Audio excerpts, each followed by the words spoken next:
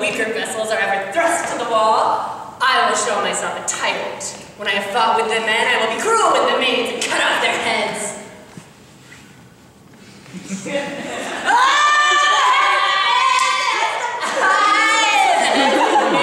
Or their maiden heads, tickling oneself out. And 'tis known I am a pretty piece of flesh. Ha! Here come to the house, Mourning, and draw thy tool. I will frown at them as they pass by and let them take it as they list. Nay, as they dare, I will bite my thumb at them, which is a disgrace to them if they bear it. Do you bite your thumb at us, sir? I do bite my thumb, sir. Do you bite your thumb at us, sir? No, sir, I do not bite my thumb at you, sir, but I bite my thumb, sir. Do you quarrel, sir? Quarrel, sir? No, sir! But if you, sir, I'm for you. No better. Well, sir. Say better. Yes, better, sir. You lie. Drop men. Heartful, put on thy sword. You know not what you do. Turn me and look upon thy death. I do but keep the peace. Put on thy sword. What? Draw and talk of peace? I hate the word as I hate hell. All montagues and thieves. Have coward. Oh.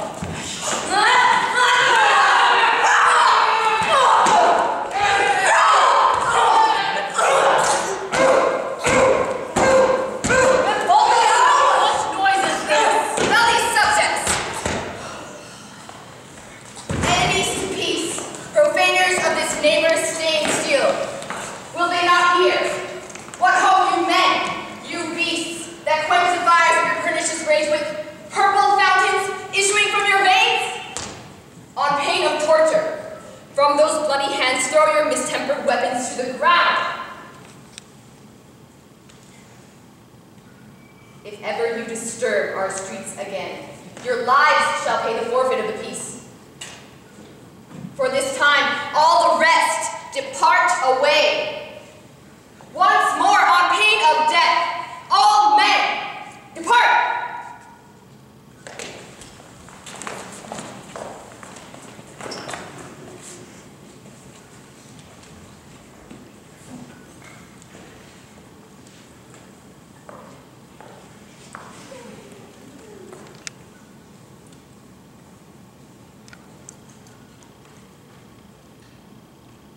2 households, both alike in dignity, in fair Verona where we lay our scene. From ancient grudge break to new mutiny, where civil blood makes civil hands unclean. From forth the fatal loins of these 2 foes, a pair of star-crossed lovers take their life, whose misadventured piteous overthrows doth with their death bury their parents' strife. The fearful passage of their death-mocked love, and the continuance of their parents' rage, which not with their children's end could remove, is now the 2 hours' traffic of our stage, the which if you, with patient ears attend, what here shall miss, our toil shall strive to mend.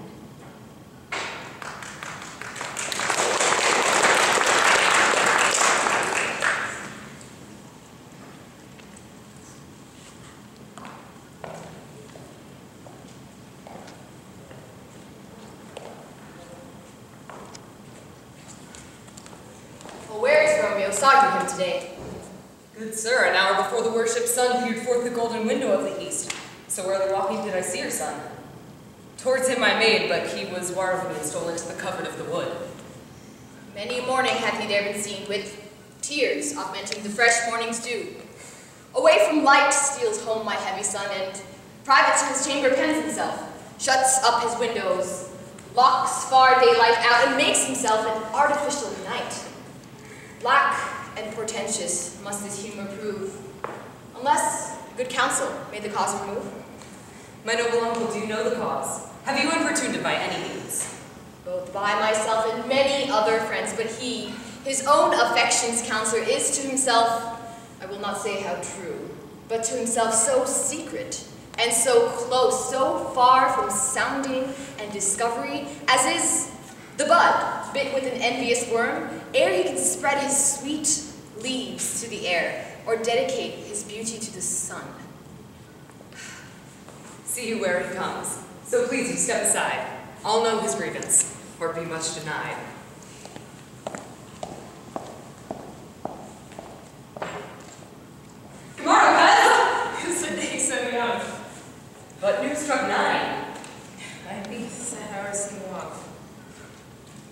Was that my father that went hence so fast? It was. What sadness lengthens Romeo's hours?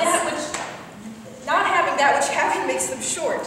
In love. Out! Of love? Out of her favor where I have love. Alas, that love so gentle in his view should prove so tyrannous and rough and cruel. Alas, that love whose view is muffled still should without eyes see pathways to his will.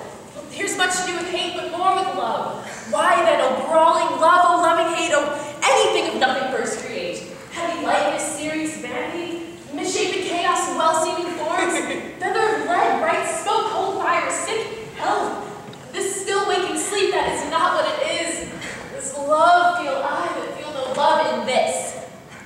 Dost thou not laugh? No, cuz I'd rather weep. Dear heart at once. At thy dear heart's oppression. Such is love's transgression. Grief of mine own light hanging in my breast, which thou wilt propagate to have impressed with more of thine. This love that thou hast shown doth add more grief to too much mine own. Farewell, cuz. Tell me, in sadness, who is it that you love? In sadness, cousin, I do love a woman. I aimed so near when I supposed you loved. Right fair mark, man. She's fair, I love. A right fair mark, cuz, as soon as hit. In that hit you miss. She'll not be a Cupid's arrow. She has Diane's wit and in strong proof of chastity, well armed. From love's weak childish bow she lives unharmed. She will not lay the siege of loving terms, nor bide the encounter of assailing eyes, nor ope her lap to sink seducing gold. Oh, rich in beauty, only poor that when she dies, her beauty dies restored. Be ruled by me, forget to think of her. Teach me how I should forget to think. By giving liberty unto thine eyes, examine other beauties. He that is struck in blind cannot forget the precious treasure of his eyesight lost. Show me a mistress that is passing fair. What doth her beauty serve but as a note where I can read what passed that passing fair? Farewell, cuz thou canst not teach me to forget. Tut, man! One fire burns out another's burning. One pain is lessened by another's anguish. Why, Romeo, art thou mad? Mad, bound up more than a madman is, kept in prison for my food, whipped and tormented. At this same feast sups the fair Rosalind, whom thou so lovest, along with all the admired beauties of Verona. Go thither, and with unattainted eye compare her face with some that I shall show you, and I will make thee think thy swan a crow. One fairer than my love. The all-seeing sun there saw her light since the world first begun. I'll go along, no such sight to be shown, but to rejoice in the splendor of mine own.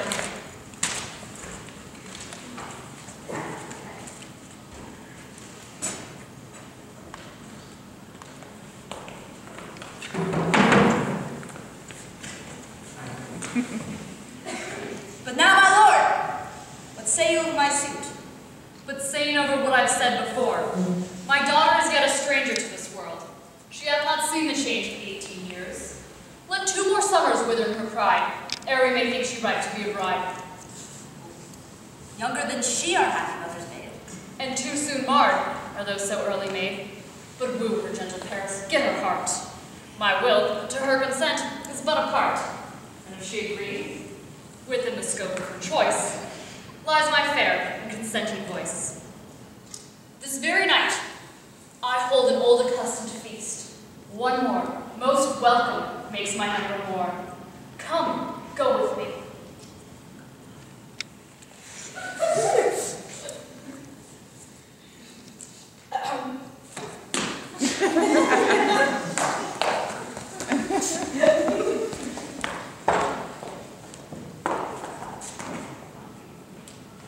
Nurse, where's my daughter? Call her forth to me. I bade her come. What land? What lady? God forbid, where's this girl? What's Juliet? How now?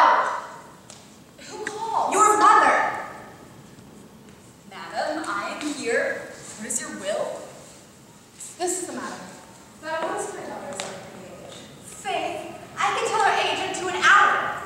Thou was the prettiest babe that e'er I held, and I may live to see thee married once I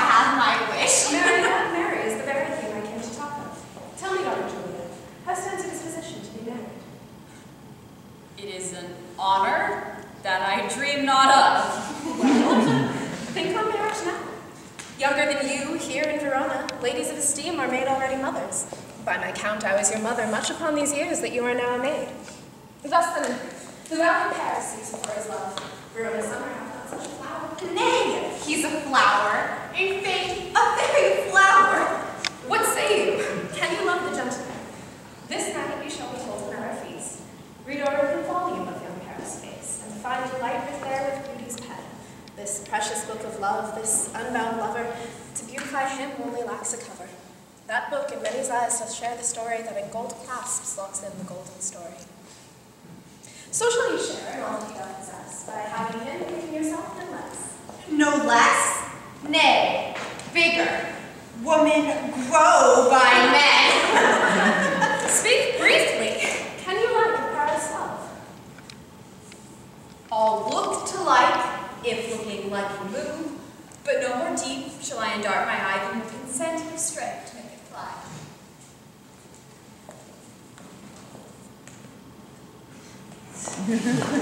Go, girl, seek happy nights to happy days.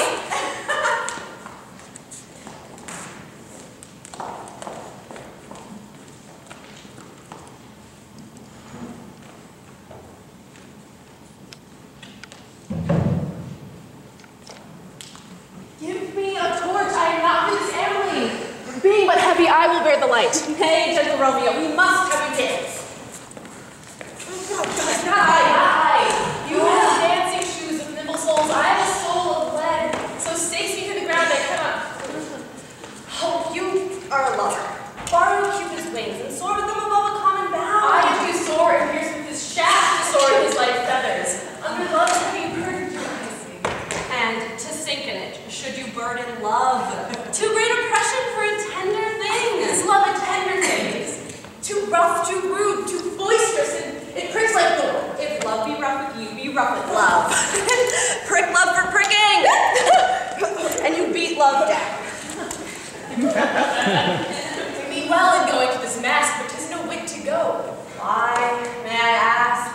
I dreamed a dream tonight. And so did I. What was yours? That dreamers often lie. In bed asleep, while they do dream things true. Oh, then I see Queen Mab hath been with you.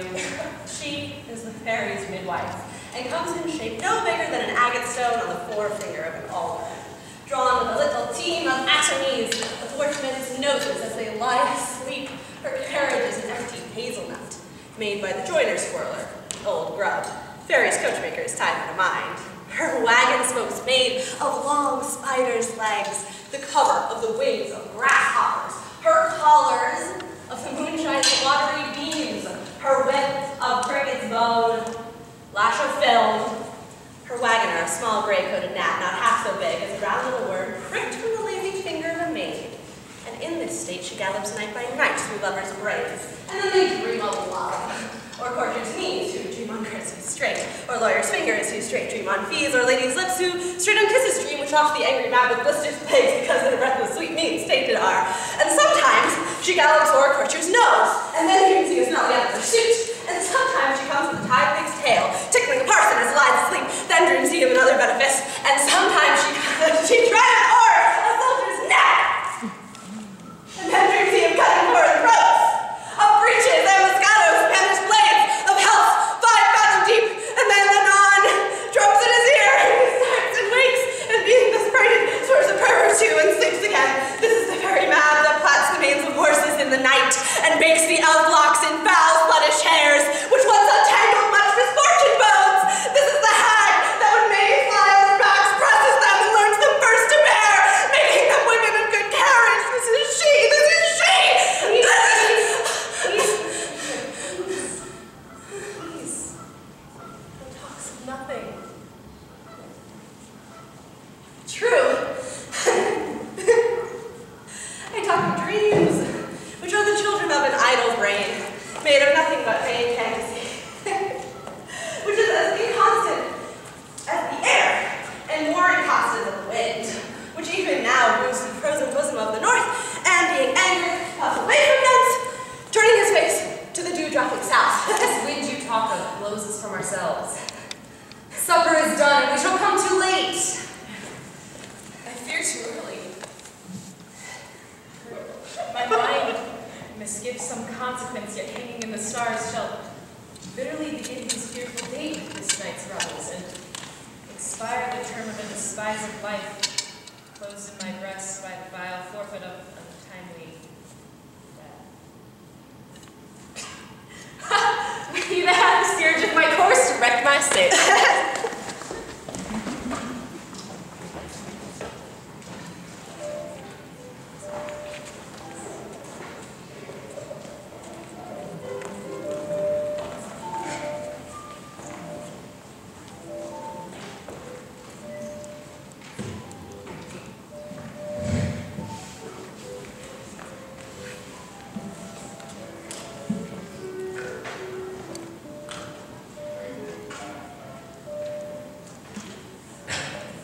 Welcome, gentlemen, ladies, those whose toes are unplagued with cords shall have a bout with you.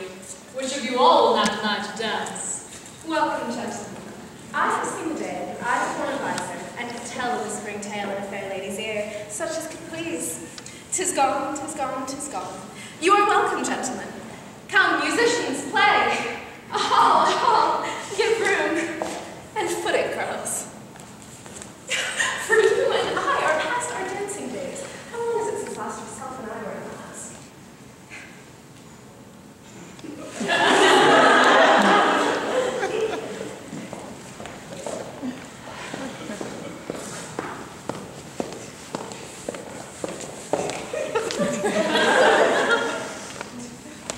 What lady is that doth enrich the hand of yonder knight?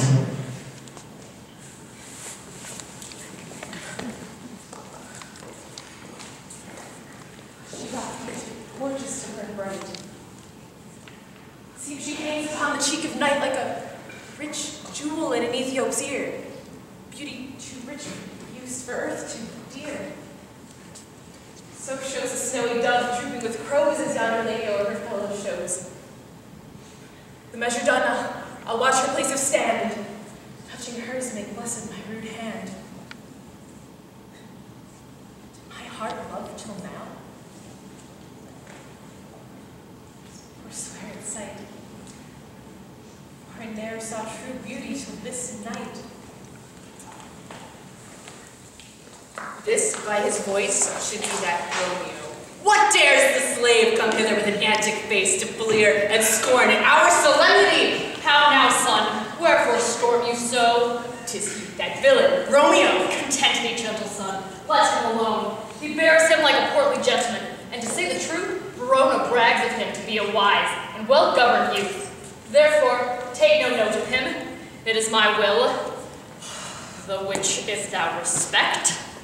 Put off these frowns, an ill-beseeming semblance for our feast. It fits when such a villain is a guest. I'll not endure him. He shall be endured. What? Good man, boy, I say he shall. Go to. You'll not endure him. God shall mend my soul. You'll make a mutiny of my guests.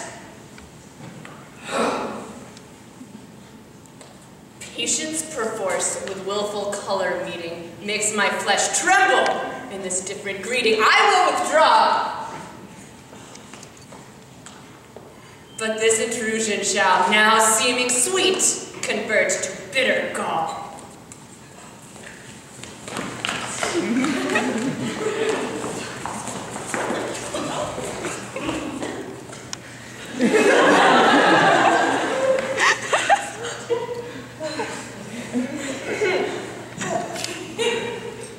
If I profane with my unworthiest hand this holy shrine, the gentle sin is this: my lips to blushing pilgrims ready stand to smooth that rough touch with a tender kiss.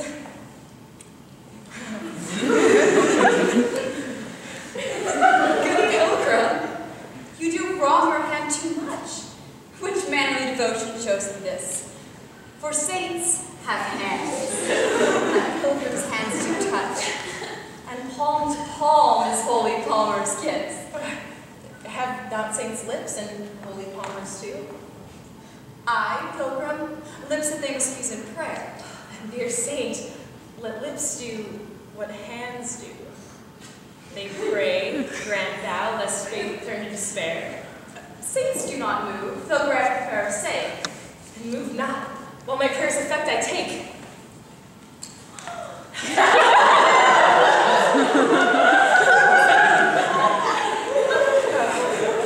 Thus, by lips from yours my sin is purged. Then have my lips the sin that they have took. Sin from thy lips, trespass sweetly urged. Give me my sin again.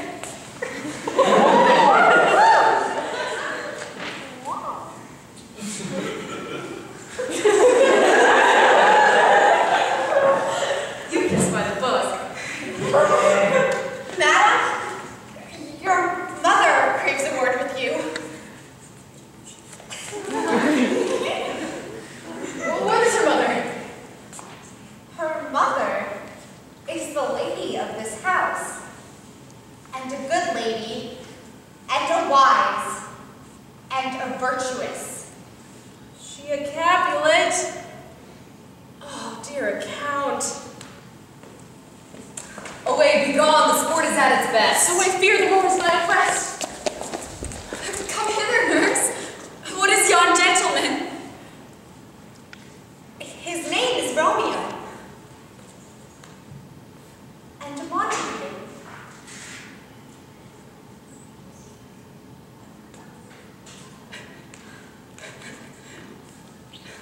My only love, sprung from my only hate. Too early seen unknown, and known too late. Oh! Prodigious birth of love it is to me, that I must love a loathed enemy.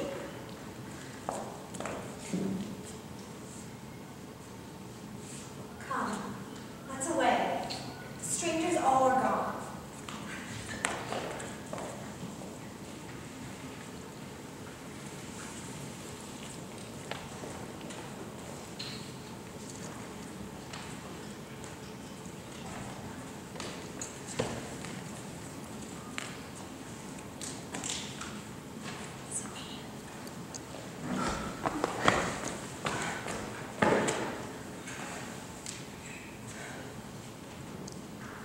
Go forward when my heart is here? Turn back, dull earth, and find thy center out. Romeo! My cousin, Romeo! Romeo! He is wise, and all my lie hath stolen me home to bed. He went this way, and left this orchard wall. Call good Mercutio. Nay, I'll conjure too. Romeo! Madman, passions, humors, lover. Appear thou in the likeness of a sigh. Speak but one rhyme, and I am satisfied. Cry but I need, pronounce but love, dove. I conjure thee by Rosalind's bright eye, by her high forehead and her scarlet lips, by her fine foot, straight leg, and quivering thigh, and the demesnes, that there adjacent line. Appear thou in thy likeness, and if he hear thee, thou wilt anger him. Come, he hath hid himself amongst the trees to be consorted with the humorous night. Blind is his love, and best befits the dark. But if love be blind, it cannot hit the mark. Oh, Romeo, good night. Also my truckle bed. This field bed is too cold for me to sleep. Come, let us go. Go then, for 'tis in vain to seek him here that means not to be found.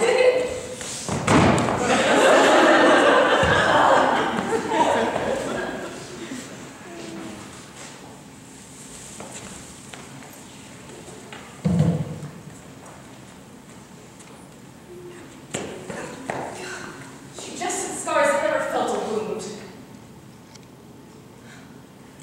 It's soft. What light through yonder window breaks?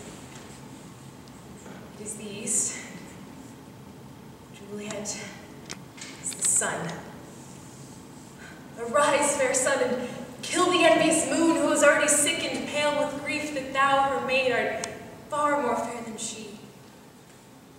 Be not her maid, since she is envious. Her bestial livery is but sick and green, and but fools do wear it.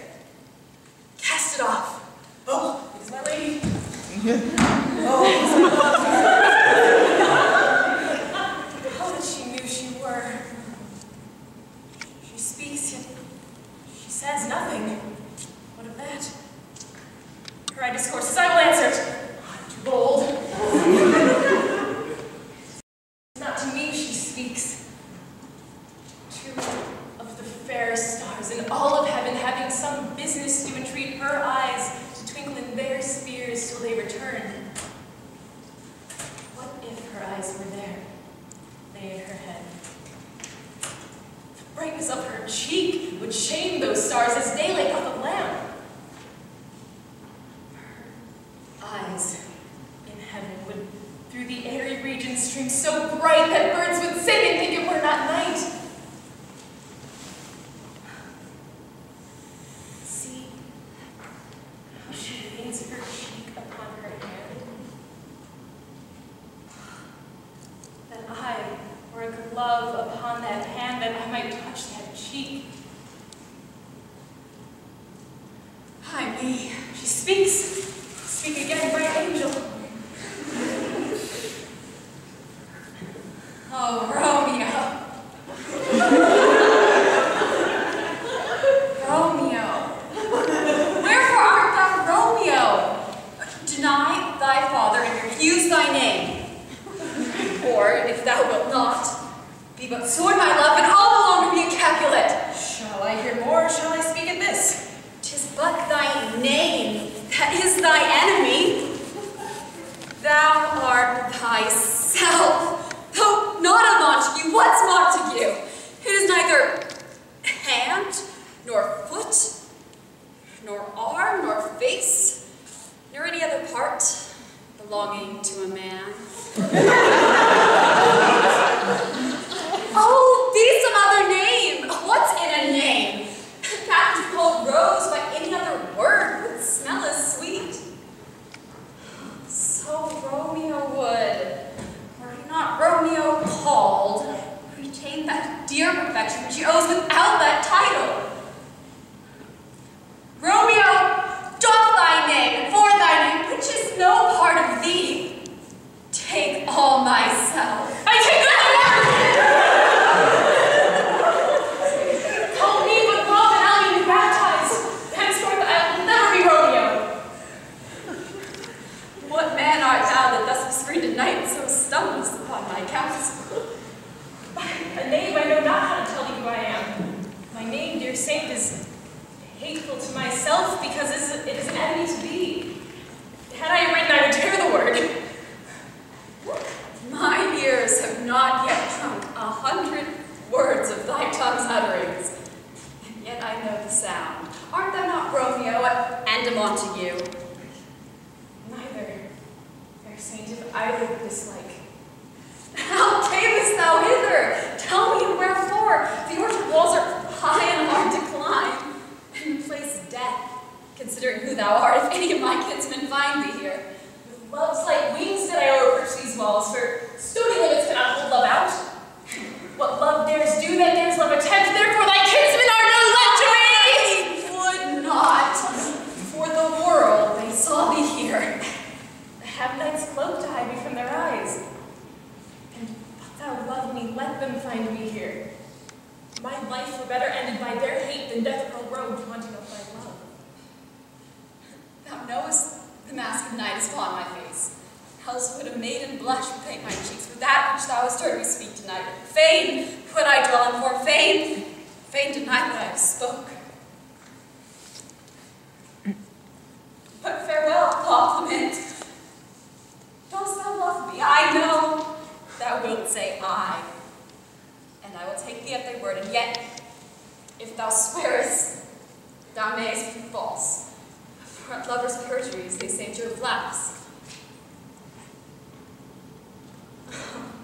Gentle Romeo, if thou dost love, pronounce it faithfully, or if thou thinkst I am too quickly won, I'll frown and be perverse and say thee nay. so thou wilt woo. But else, not for the world. In truth, the fair Montague, I am too fond, and therefore thou mayest think my favour light, but trust me, gentlemen, I'll prove more true than those who have more coin to be strange. I should have been more strange, I must confess, that thou overheardst arrows where my true love's passion. Therefore pardon me, and do not impute this yielding on to light and love, which the dark night hath so discovered. Lady, by yonder blessed moon I vow that tips with silver all these fruiting tops. Swear not by the moon, The inconstant moon that monthly changes in her circle orb, lest thy love prove likewise variable. what shall I swear by? Do not swear at all, or if thou wilt, swear by thy gracious self, which is the god of my idolatry, and I'll believe thee. If my heart's dear love, do not swear. Although I joy in thee, I have no joy in this contract tonight. It is too rash, too sudden, too unadvised, too like the lightning which doth cease to be, and one can say it lightens. Sweet, good night. This bud of love, by summer's ripening breath, shall prove a beauteous flower when next we meet. Good night, and good night. As sweet repose and rest come to thy heart as that within my breast. Wilt thou leave me so unsatisfied? What satisfaction canst thou have tonight? The exchange of thy love's faithful vow for mine. I gave it thee before thou didst request it. And yet I would a word to give again.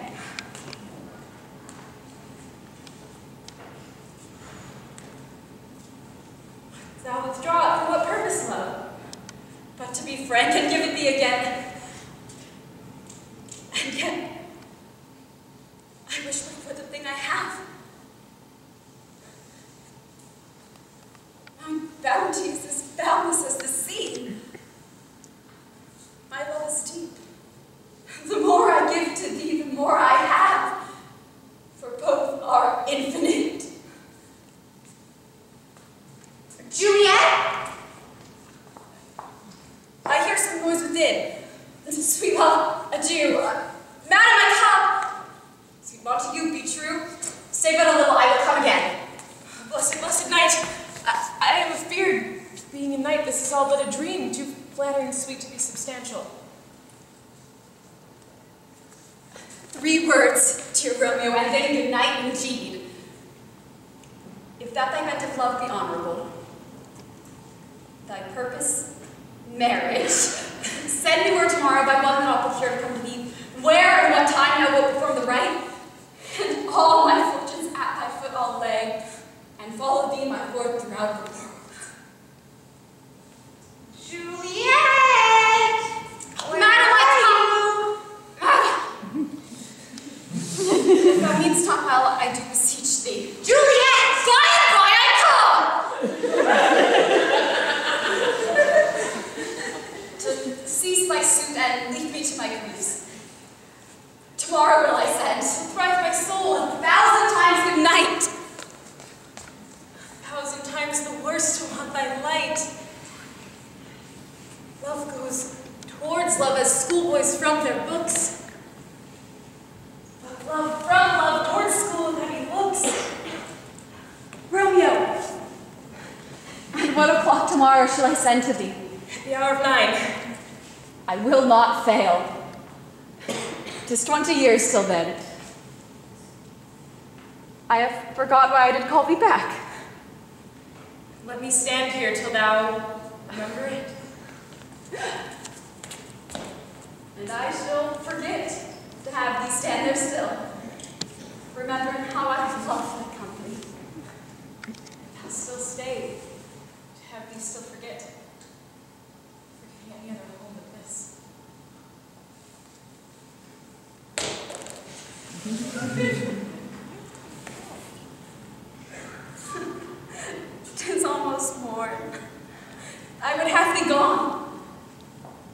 and yet no further than a watchman's bird.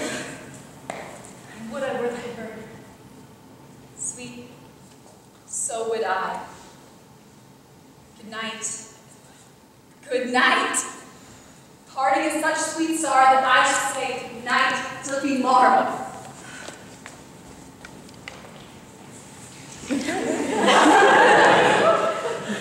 Sleep dwell in thine eyes, peace in thy breast.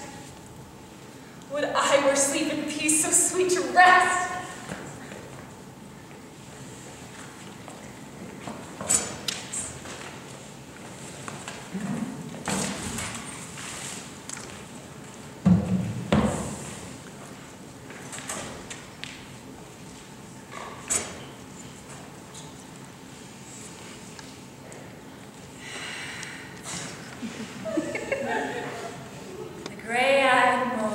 Smiles on the frowning night, checkering the eastern clouds with streaks of light, reflect darkness like a drunkard reels from forth the day's path and Titan's fiery wheels.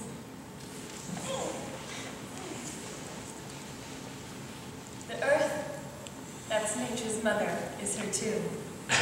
What is her burying grave, that is her womb. And from her womb, sucking at her natural bosom find children of many and diverse a kind. Many, for many virtues excellent, none yet for some, and yet all different. For mickle is the powerful grace that lies in plants, herbs, stones, and their true qualities. For not so vile that on this earth doth live, but to the earth some special good doth give.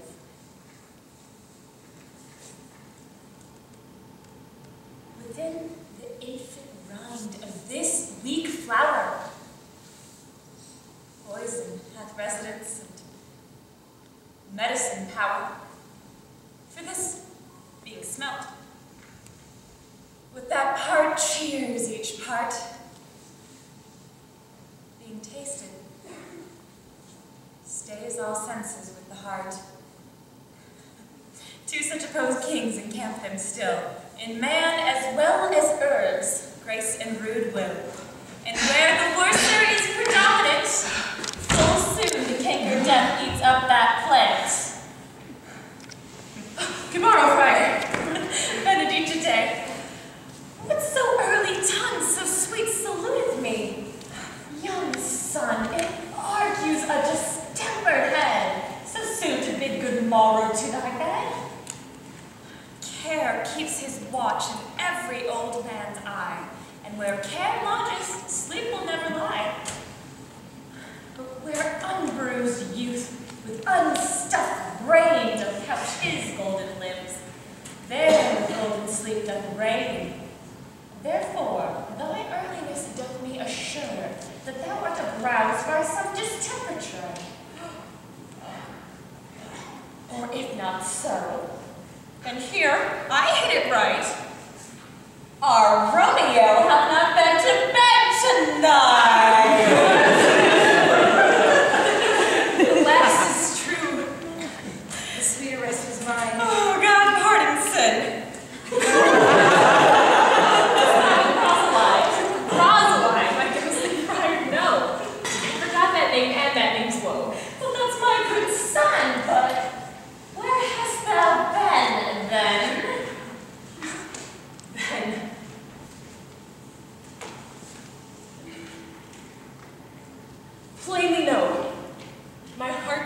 Love is set on the fair daughter of rich Capulet.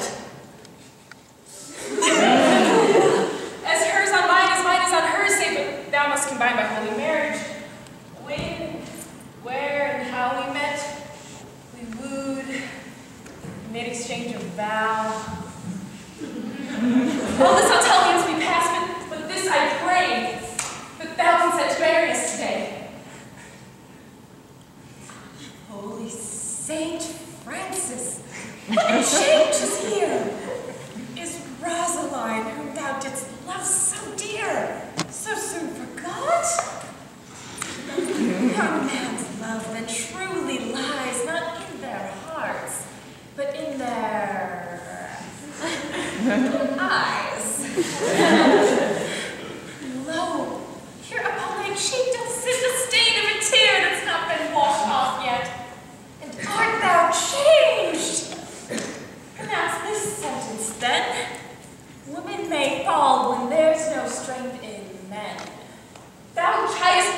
loving Rosaline. Not for doing, not for loving, people mock. Pray thee, chide not. She whom I love now doth grace for grace and love for love allow. The other did not so. She knew well thy love by rote, could not spell. Oh, come, young waverer, come and go with me, for in one respect all thy assisted be. For this alliance may so happy prove, turn thy household's rancor to pure love. Go, let's understand in some haste! Wisely but slow, they stumble that run fast.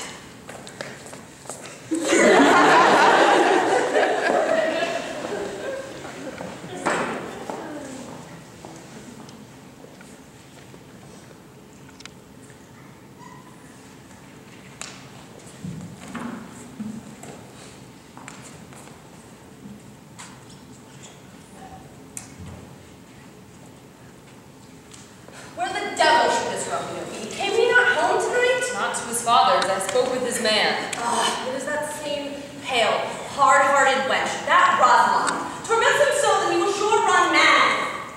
Tybalt, the kinsman of old Capulet, had sent a letter to his father's house. A challenge of my life. Romeo will answer it. Oh, anyone that can write and answer a letter. Nay, he will answer the letters, master, as he dares being dared. Alas, poor Romeo, he is already dead. Stabbed with a white wench's black eye, shot through the ear with a love song. The very pin of his heart, cleft with the blind bow-boy's butt shaft. Because the man took out your Tybalt. Why, what is Tybalt? More than Prince of Cats, I can tell you. He is the courageous captain of compliments. Fights as you sing prick song, keeping time, distance, and proportion. Rests me his minimum rest, and then 1, 2, and the third in your bosom. He's the very butcher of this little button, a duelist. He's a gentleman of the very first house, of the first and second cause, of the immortal Passado, the punto reverso, the high. The what? The pox of such antics, lisping, of facting phantasms, these new tuners of accents. By Jesu, a very good blade, a very tall man, a very good whore. Is this not a lamentable thing, grandsire, that we should be thus afflicted with these strange flies, with these fashion mongers, with these pardon-me's that stand so much on the new form, they cannot rest at ease on the old bench. Oh, their bones, their bones. Here comes Romeo. Here comes Romeo! Oh, Signor Romeo, bonjour! There's a French salutation for your French slop. You gave us the counterfeit fairly last night. Good morrow to you both. What counterfeit did I give you? The slip, sir, the slip. Can you not conceive? Oh, good Mercutio. My business was great, and in such a case as mine, a man may strain courtesy. That's as much as to say that such a case as yours constrains a man to bow in the hand, meaning to curtsy. Thou hast most kindly hit A it. most courteous exposition. Nay, I am the very pink of courtesy. Pink for flower. Right. Why then is my pump well flowered? Oh, you're lit. Follow me this jest now till thy pump is worn out, that when the single soul of it is worn, the rest may remain after the wearing solely singular. Single soul jest, solely singular for the singleness. Oh, Navolio, come between us! My wits faint. Now thou art sociable. Now thou art Romeo. Is this not better now than groaning after love? Now thou art what thou art, by art as well as by nature. For this dribbling love is like a great natural, lolling up and down, tight as bobbled in a hole. Oh, stop there, quickly here. God give you good morrow. God give ye good death, fair gentlewoman. Is it good death? 'Tis no less, for the body hand of the dial is now upon the prick of you. Out upon you! What a woman are you? I pray you, can any of you tell me where I may find the young Romeo? I am the youngest of that name, for want of a better. If you be he, sir, I desire some confidence with you. She will indict him to some supper. Romeo, will you come to your father's house? We'll follow you. Farewell. Ancient lady, farewell. Nay, farewell. I pray you, sir, what a saucy marshal was this that was so full of her roguery? A woman, madam, that loves to hear herself talk and will talk more in a minute than she will stand you in a month! I pray you, sir, a word. My young lady bade me inquire you out. What she bade me say, I will keep to myself. But listen you this. If ye should lead her into a fool's paradise, as they say, it were a very gross kind of behavior, as they say. For the gentlewoman is young, and therefore if ye should deal double with her, it were a very ill thing to be offered to any gentlewoman, and very weak dealing. Madam, commend me to thy lady. I do protest. I will tell her that you do protest, which I take it is a gentlemanlike offer. Bid her goodbye, means to come to Troupe this afternoon. And there she shall, at Friar Lord's cell, be shrived and married. This afternoon? Why, she shall be there, sir. Farewell. Be trusty and up with thy pains. Farewell. Commend you to the lady. Aye, 1,000 times.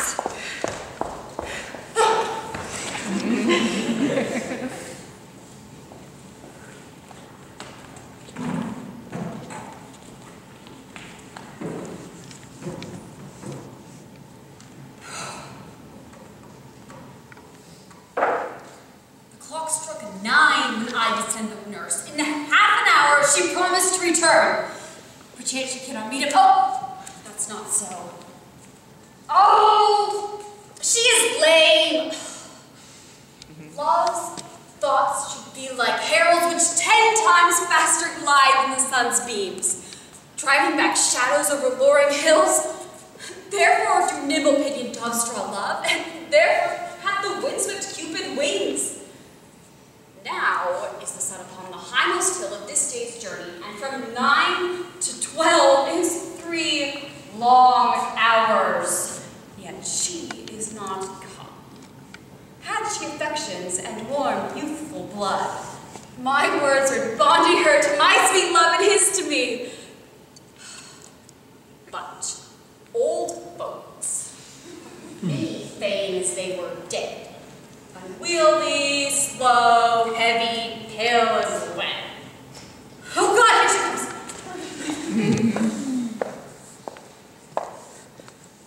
Oh, honey nurse, what news? Hast thou met with him? Lord, reckonest thou sad? If thy news be sad, yet tell it merrily.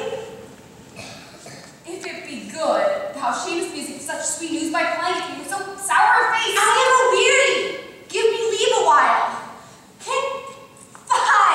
How my bones ache, can you not see that I am out of breath? How art thou out of breath when thou hast breath to tell me that thou art out of breath? The excuse that thou dost make in this delay is longer than the tale that thou dost excuse. Let me be satisfied.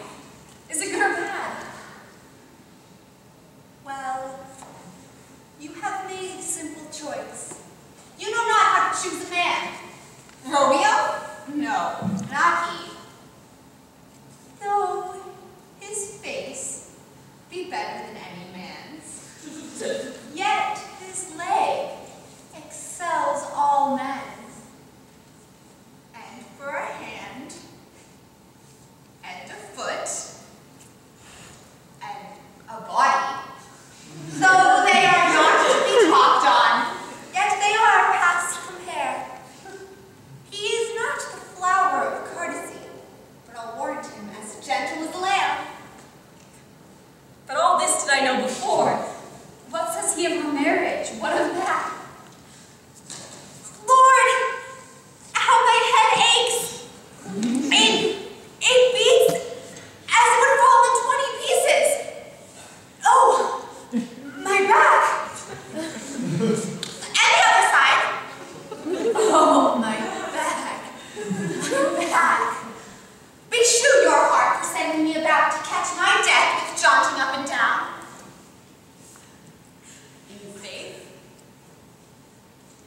sorry thou art not well. Sweet, sweet, sweet nurse, tell me what says my love. Your love says, like an honest gentleman, and a kind, and a courteous, and I warrant a virtuous. Where is your mother? Where is my mother? Why, she is within, where should she be? How oddly thou repliest. Thy love says, like an honest gentleman, where is thy mother? Is this the poultice for my aching bones? Henceforward do your messages yourself. Oh, here's such a coil. Come, what says Romeo? Have you got leave to go to shrift today? I have. Then get you hence to Friar Lawrence's cell. There stays a husband to make you a wife. Now does the want of blood up in your cheeks still be scarlet straight and news?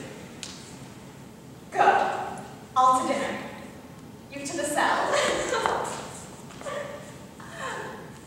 High fortune! Honest nurse, farewell!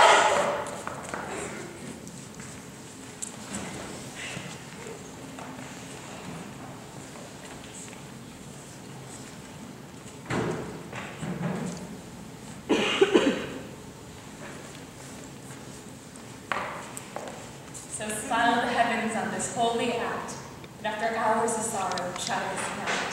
Amen, but come what sorrow can, it cannot countervail the exchange of joy that one short minute gives me in her sight. Do thou but close our hands of holy words, and love devouring death, do what he dare. It is enough that I may call her mine. These violent delights have violent ends, which in their triumph die like fire and powder, and as they kiss, consume. The sweetest honey is loathsome in its own deliciousness, and in the taste confounds the appetite. Therefore, love moderately. Long love doth so. Too swift arrives as too tardy too slow.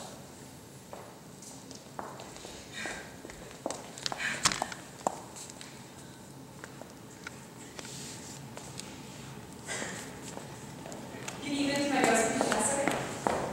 Juliet, if the measure of thy joy be heaped like mine, and if thy skill be more to blazon it, then sweeten with thy breath this neighbor air, and let rich music's tongue unfold the imagined happiness that either receive by the steer encounter.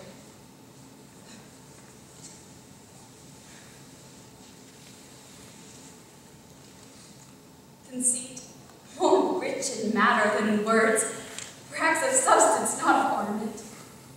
They are but beggars that can count their worth.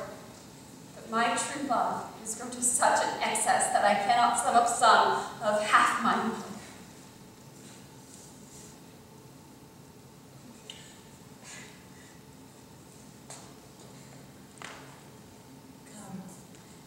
Come and go with me, for by your leave you shall not remain alone, until Holy Church incorporate two in one.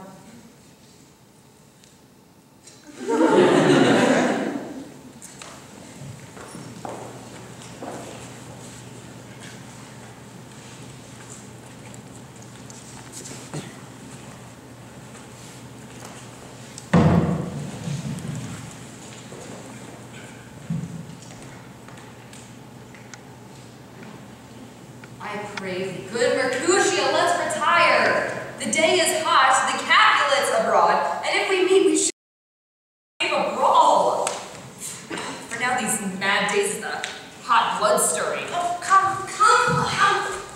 Thou art as hot a jack in thy mood as any in Italy, and as soon moved to be moody, and as soon moody to be moved. And what too? Nay, and there were two such. We should have none shortly, for one would kill the other. Thou wilt quarrel with a man for having one hair less or one hair more in his beard than thou hast. Thou wilt quarrel with a man for cracking nuts, having no good reason reason other than thou hast hazel eyes. What eye with such an eye would spy out such a quarrel? And I were so apt to quarrel as thou art. Any man should buy the fee simple of my life for an hour and a quarter. By my head, here come the Capulets. By my heel, I hear not. Gentlemen, good den. A word with one of you? And but one word with one of us. Couple it with something. Make it a word with blow. You shall find me apt enough to that, and you give me occasion for it. Canst thou not take some occasion without giving? Mercutio, thou consortst with Romeo. Consort! What? Dost thou make us minstrels? And thou make us minstrels look to hear nothing but discords. Here's my fiddlestick. Here's what shall make you dance. Zounds! Consort! We talk here in the public haunts of men. Either retire to some quiet place and reason coldly of your grievances, or else depart. Here all eyes gaze on us. Men's eyes were made to look, and let them gaze. I will not budge for no man's pleasure, I.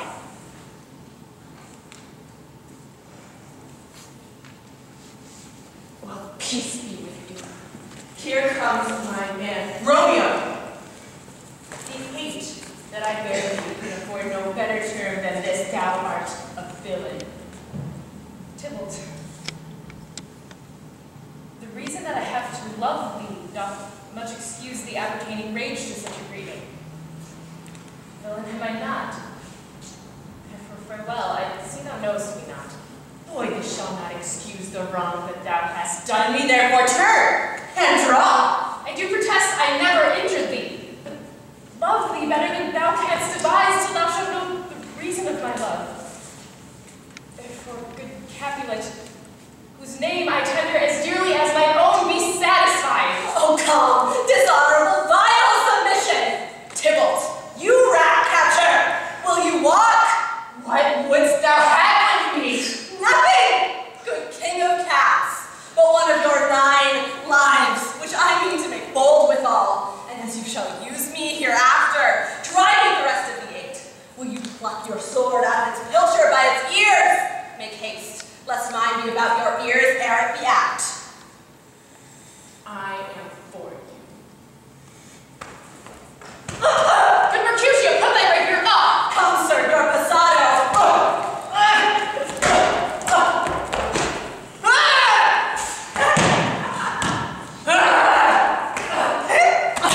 Navolio, be done on this. Gentlemen, forbear this outrage. Hold to the good Mercutio.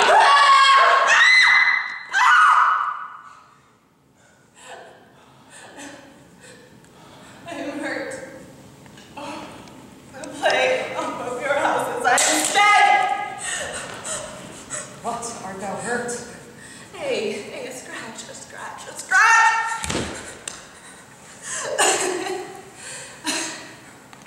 Mary, 'tis enough. Courage, man, the hurt cannot be much.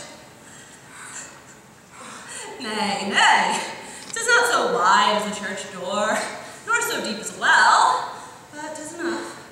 'Twill serve. Ask for me tomorrow, and you shall find me a grave man. Why the devil came you between us? I was hurt under your arm. I thought for the best. They have made worms meat of me. A plague on both your houses.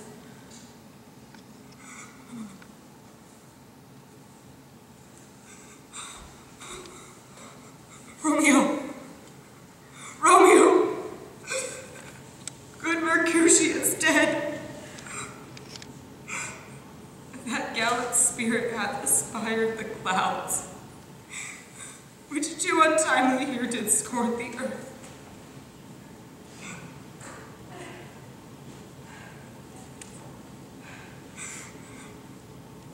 This day's black fate of more days doth depend. This but begins the woe. Others must end. Tybalt! Take back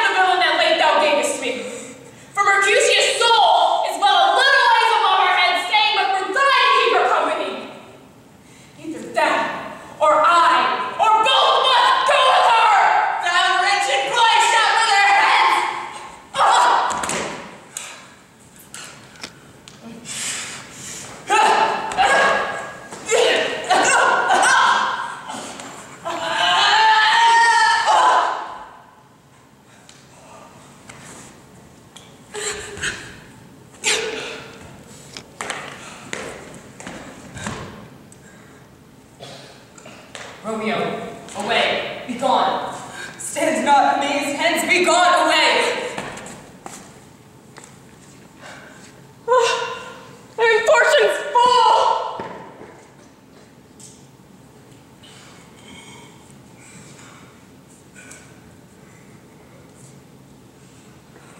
Where are the vile beginners of this fray?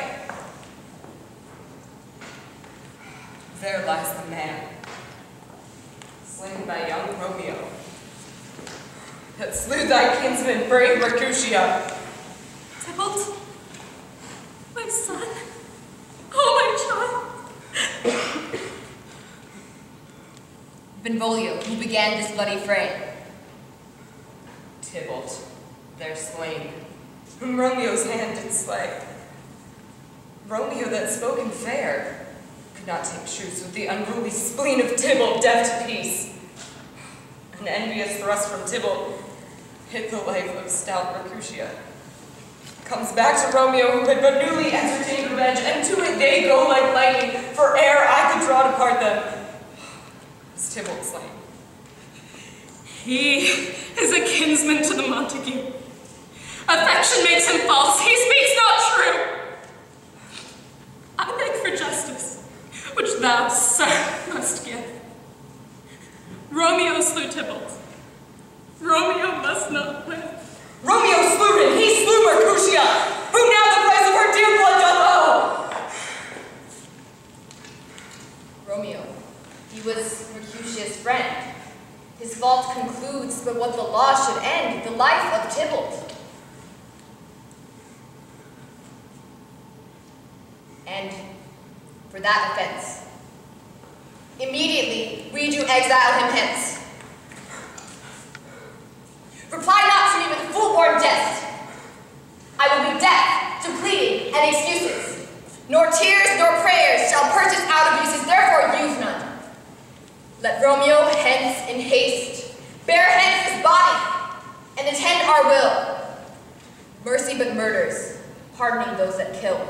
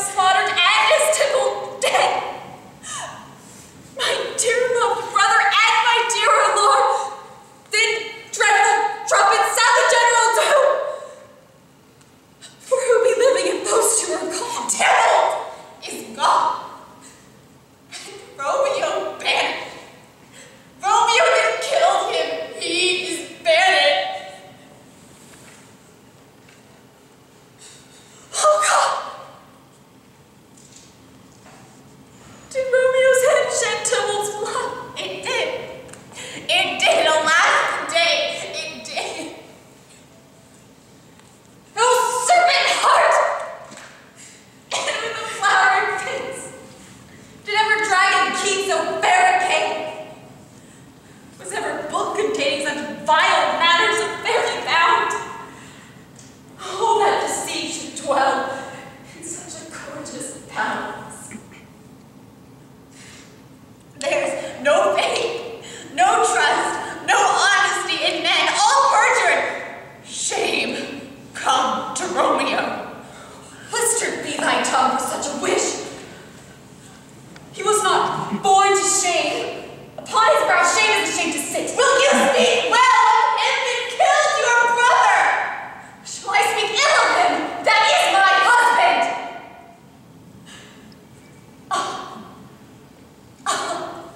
Poor my Lord. What tongue shall smooth thy name when I, thy 3 hours wife, have mangled it? Wherefore, villain, didst thou kill my brother? That villain brother would have killed my husband. That foolish tears back tear me to spring. All this is covered.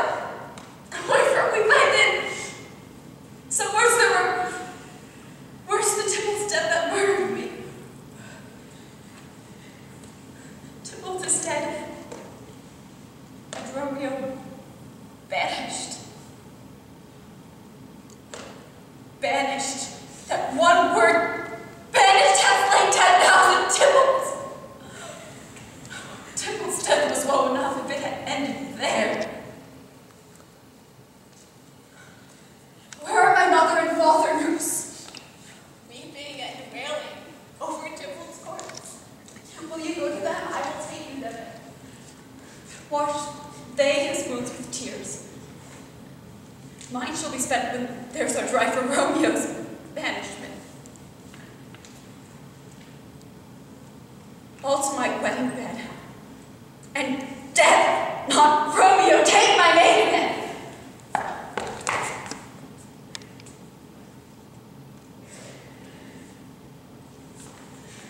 Go you to bed.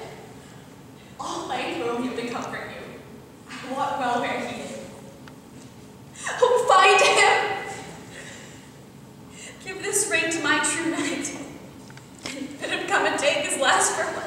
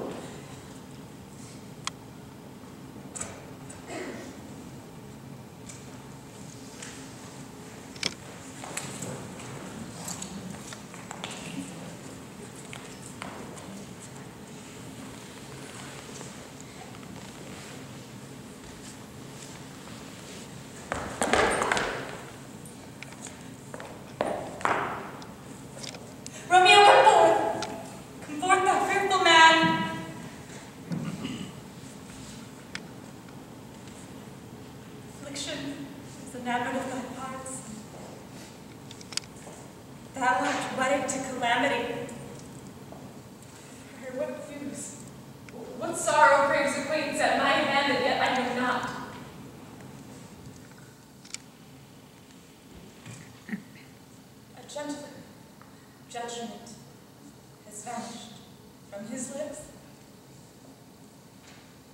Not body's death, but body's banishment. Banishment. Be merciful, say death, for exile hath much more terror and is much more than death. Do not say banishment.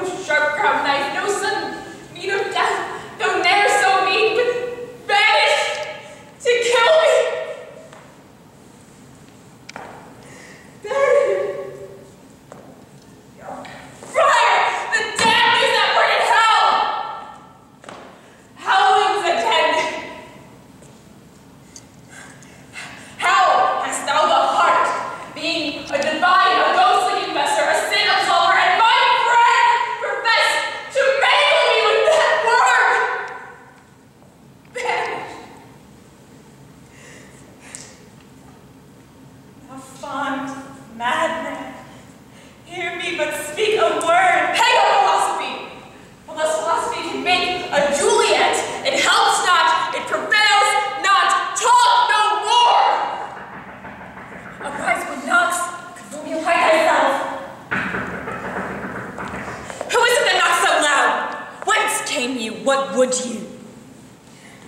Let me in, and you will know my errand. I come from Lady Juliet. Welcome, then. Where is my lady's lord? Where is Romeo? There on the ground, with his own tears made drunk. Oh, he is even in my mistress's case. Just in her case. Oh, woeful sympathy, piteous predicament. Even so lies she. Speak so, Juliet. How is with her? Is she not making an old murderer now that I have stained the childhood of our joy with blood removed but little from her own? Where is she, and what says my concealed lady to our cancelled love? She says nothing, sir, but weeps and weeps, and then on Tybalt calls. Then on Romeo cries. As if that name shot from the deadly level of a gun to murder her. As that name's cursed hand murdered her kinsman.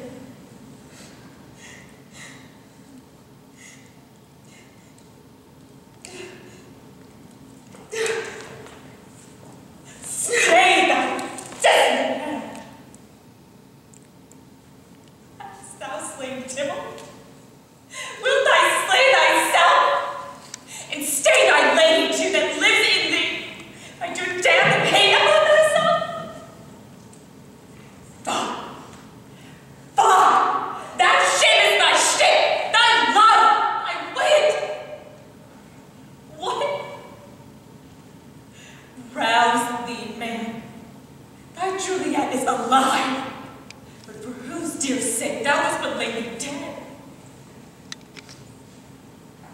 Go, get you to your love as was decreed. Ascend her chamber hence and comfort her. But wilt thou not stay till the watch be set? For thou now canst not pass to Mantua, where thou shalt live,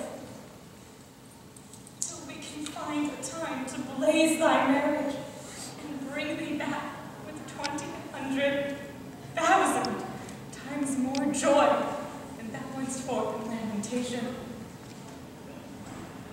My lord, I'll tell my lady he will come.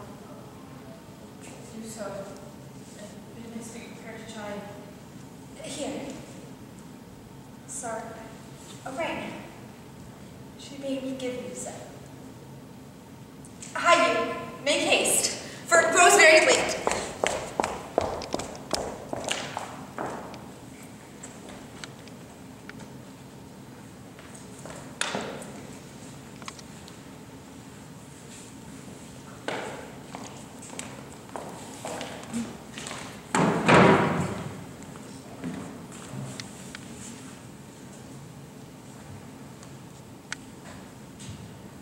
Things have fallen out, sir.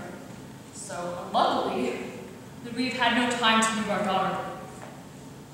Look you, she loved her brother Tybalt dearly. So did I. She'll not come down tonight. These times of woe afford no time to weep.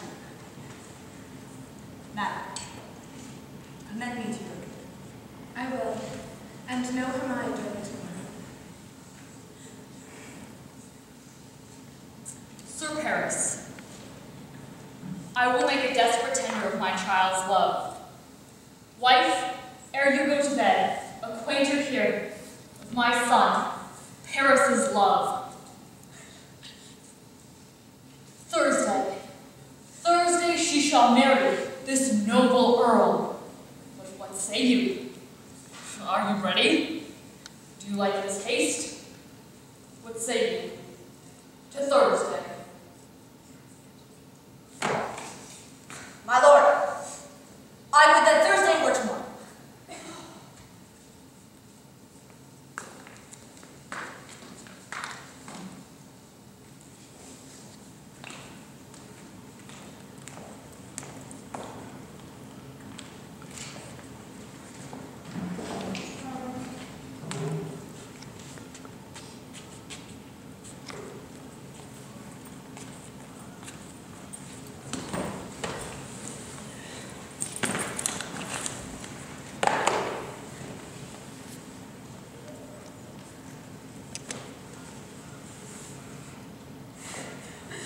Wilt thou be gone? It is not yet near day.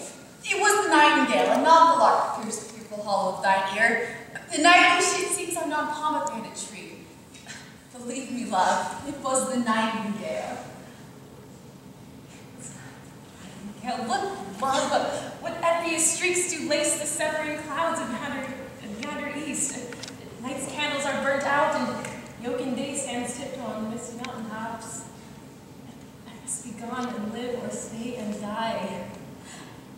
Yon light is not daylight. I know it is some meteor that the sun exhaled, to be to you this night a torchbearer and light thee on the way to Mantua. Therefore stay yet. Thou needs not to be gone.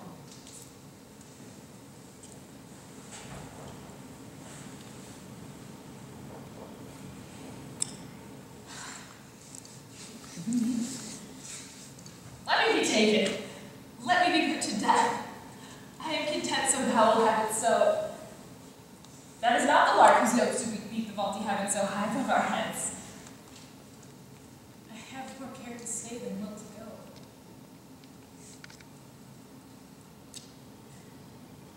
Come, death and welcome. Juliet wills it so.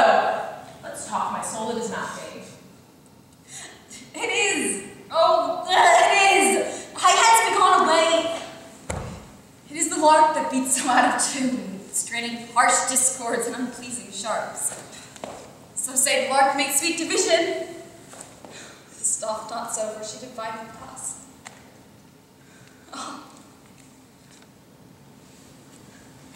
Oh, now be gone.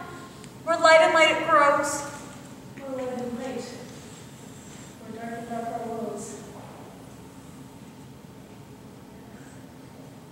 Juliet, nurse, your lady mother is coming to your chamber. The day is broke. Be wary. Look about.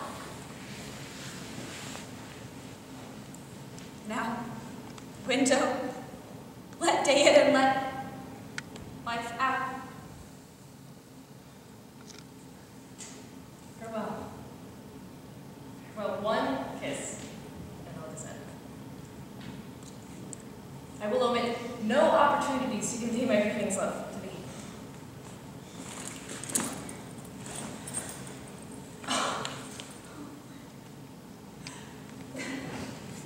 Thinkst thou we shall ever meet again? I doubt it not. And all these woes shall serve for sweet discourses in our time to come.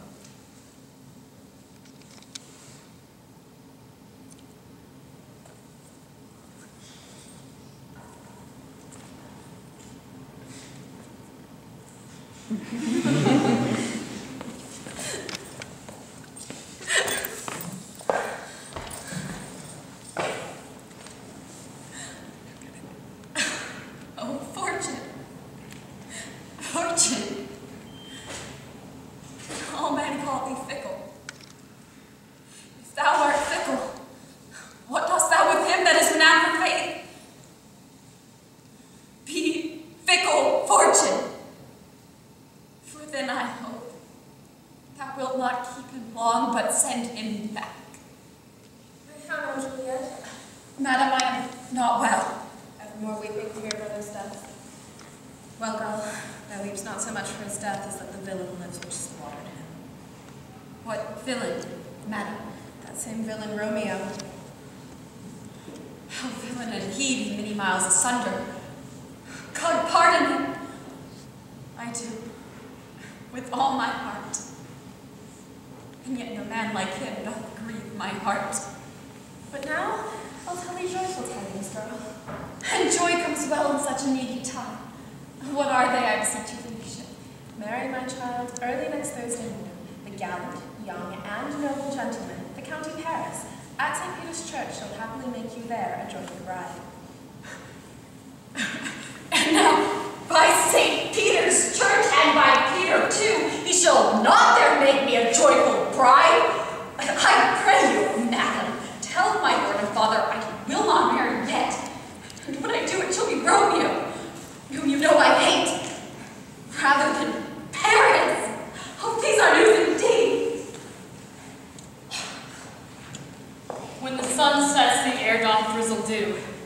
But when the sun sets on my dearest son, it rain outright. How now, wife, have you not given her our decree?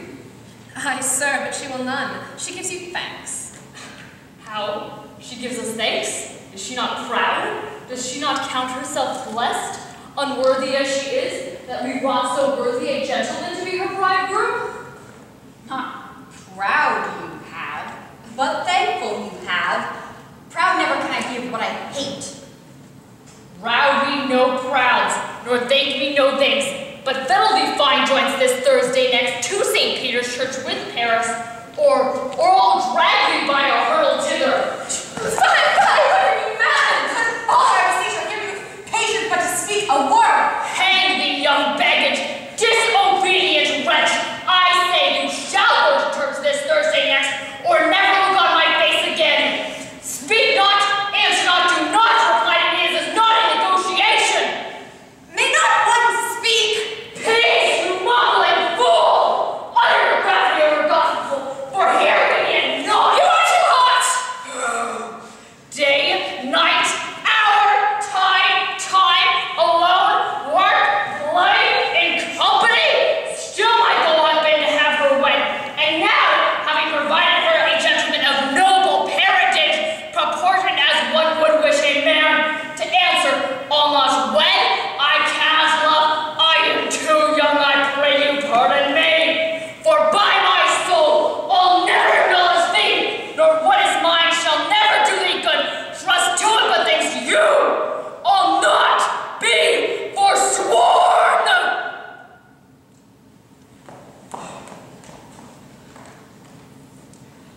Is there no pity sitting in the clouds that sees into the bottom of my grief, sweet?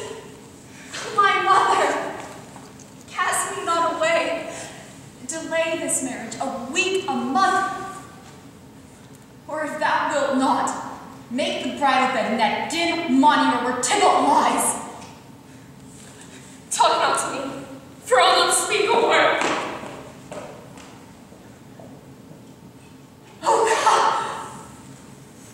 Nurse, how shall this be prevented? What sayest thou? Some comfort, nurse!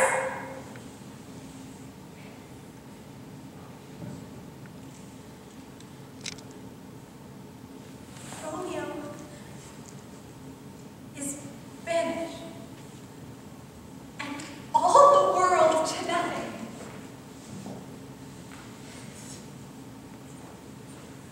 I think it best. Married with this Paris. Be sure, my heart, I think you are happy in this second match. For it excels your first, or if it did not, your first is dead. For 'twere as good he were, as he living here, and you no use of him.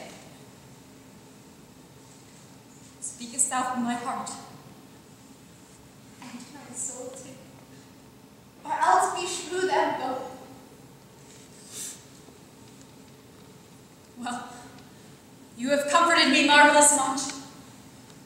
I pray you tell my lady mother that I have gone, having displeased my father, to Lawrence the cell to make confession and to be absolved. Mary, I will, and this is wisely done.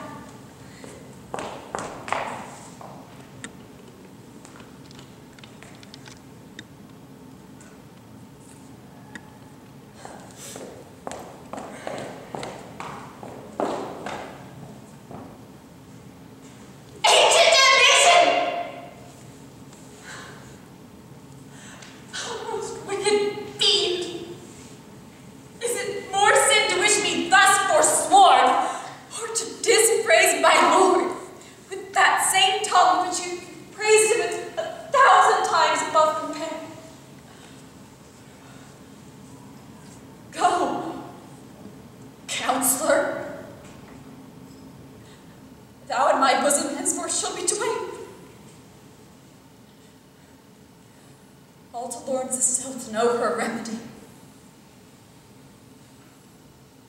If all else fail,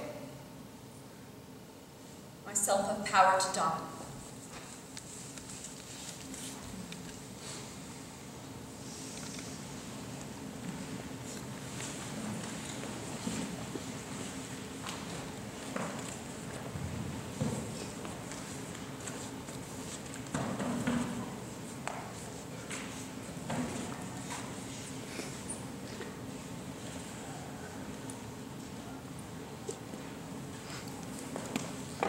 On Thursday, sir. The time is very short. My father captain will have it so, and I am nothing slow these last days. You say you do not know the lady's mind. Uneven is the course. I like it not. I would I knew not why it should be slow. Oh, look you, sir, here comes the lady now. Happily met, my lady and my wife. That may be, sir, but I may be a wife. That may must be love on Thursday next. What must be shall be. That's a certain test. Come you to make confession to this holy friar. To answer that, I should confess to you. Do not deny to her that you love me. I will confess to you that I love her. So we, I am sure that you love me. If I do, it will be of more worth being spoke behind your back than to your face. Poor soul, thy face is much confused with tears. Tears have got small victory in my land. It was bad enough before their spite. Now wrongs did more than tears in that before. It is no slander, sir, which is a truth.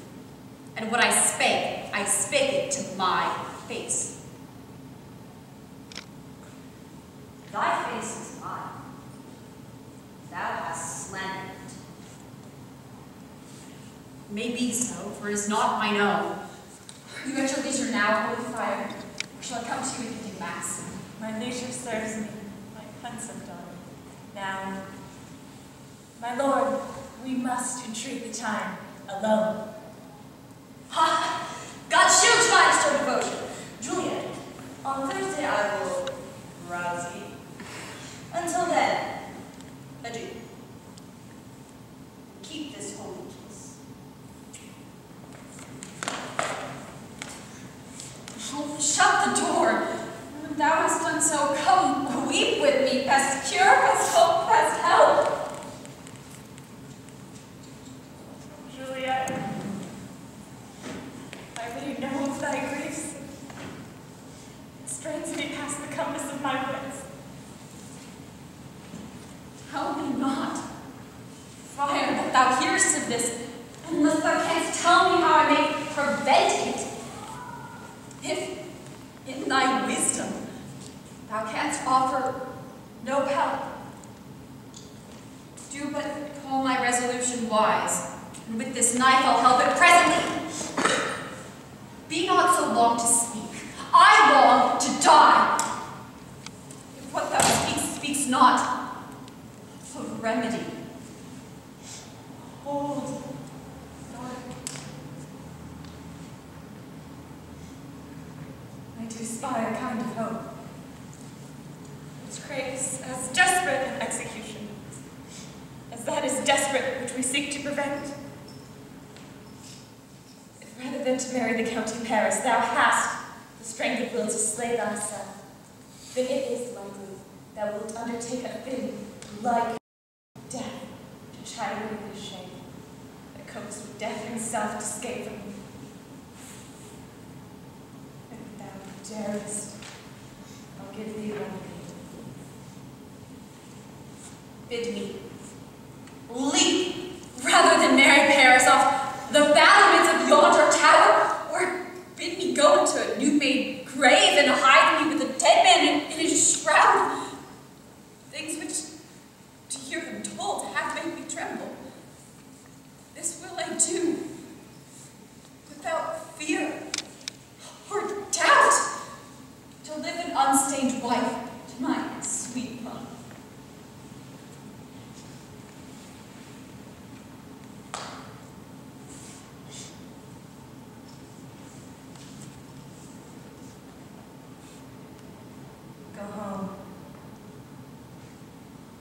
Be married. Give consent to marry Paris. Tomorrow night, look, thou liest alone. And being in bed, take thou this vial, and this distilled liquor drink thou off. Roses in thy lips and cheeks shall fade to paly ashes, and their eyes' windows fall like death when he shuts up the day of life. And in this borrowed likeness of shrunk death, thou shalt pass 42 hours and awake as from a pleasant sleep. Thou shalt be born to the same ancient monument where all the kin of the Capulets lie. In the meantime, against thou shalt awake, shall Romeo by my letters know of our drift, and hither will he come. That very night will he bear thee forth to Mantua, to free thee from this present shame. Be strong and prosperous in this resolve. Love, give me strength. And strength shall help authority. Farewell, good friar.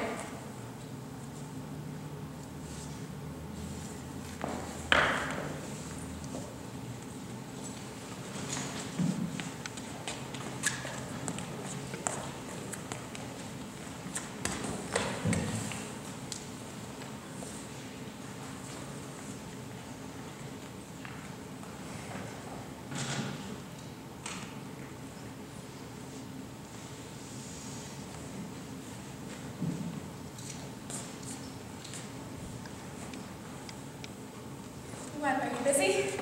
Need you my help? No, madam. We have culled such necessities as is behooveful for our state tomorrow.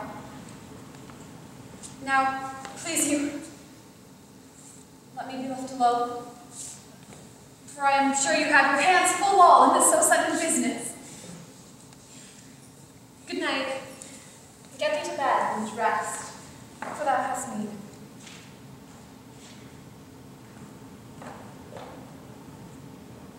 Farewell!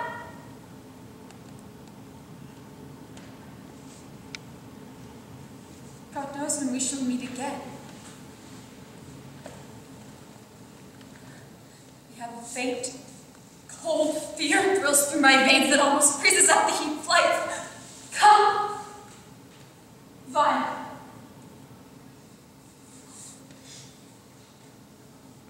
What if this mixture do not work at all?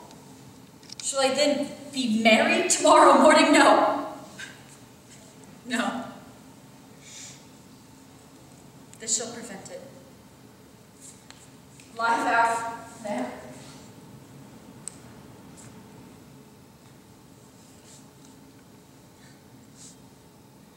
What if it be poison, which the friar subtly hath ministered to have me dead? How if, when I am laid in the tomb, I wait before the time that Romeo come to redeem me? There's a fearful point. Shall I not then be stifled in the vault, whose foul mouth no wholesome air breathes in, and there die strangled ere my Romeo come? Or, if I live, is it not very like that the horrible conceit of death and night, together with the terror of that place, where for all these 100 years all the buried bones of my ancestors are packed alack alack? It is not like that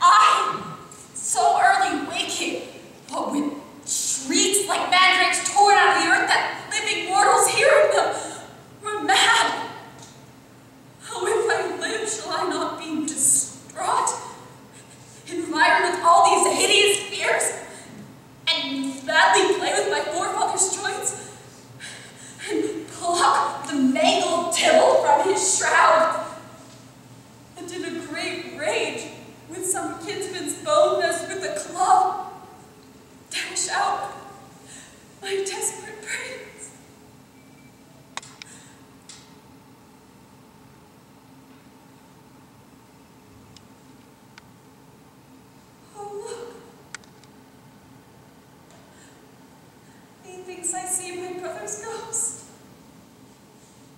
Stay! Tybalt, stay.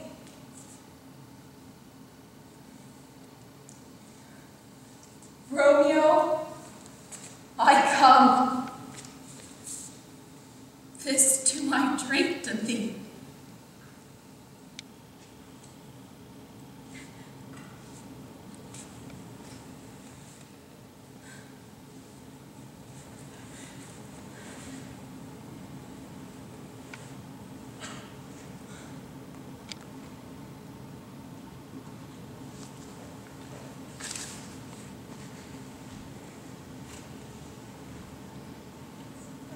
Juliet! Mistress! White lamb! White lady! Fine, you slugabag. What? Not a word? You take your pennyworths now. Sleep for a week. For the next night, I warn you, Paris hath set up his rest, that you shall rest but little. How sound is she asleep? What? Dressed?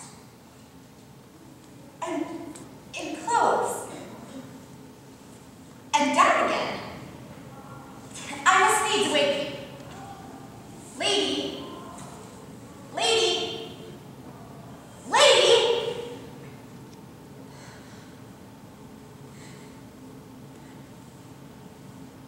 Alas! Alas! Help! Help!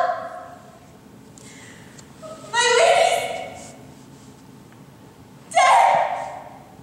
Oh, well a day that ever I was born! What is the matter?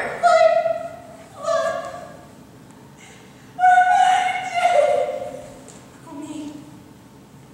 Oh me. My child. My only life. Revive! Look up! Or I will die with thee. Help! Help! Call out! For shame. Bring Juliet forth. Paris has come. She's dead. She's dead. She's dead. Ha! Let me see her out. She's cold. Her blood is settled. Her joints are stiff. Life and these lips have long been separated. Death lies upon her like an untimely frost upon the sweetest flower in all the field. Death hath taken her hands and ties my tongue, and will not let me speak. Come, is the bride ready to go to the church? Ready to go, but never to return. O son, the night before thy wedding day, death hath lain with thy wife. Flower that she was, deflowered by him. My daughter he hath wedded. I will die and leave all to death. Life, living, all is death's. Have I thought long to see this morning's face? And doth it give me such a sight as this?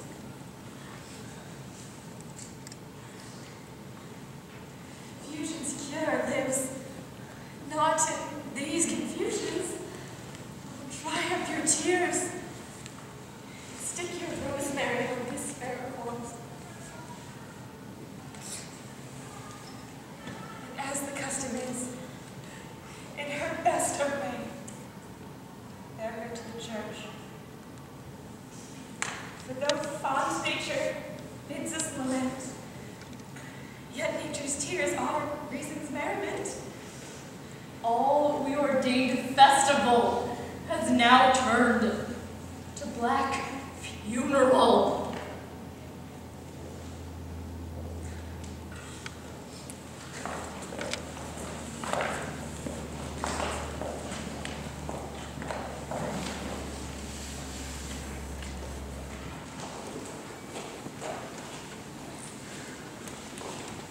If I may trust the flattering truth of sleep, my dreams presage some joyful news at hand.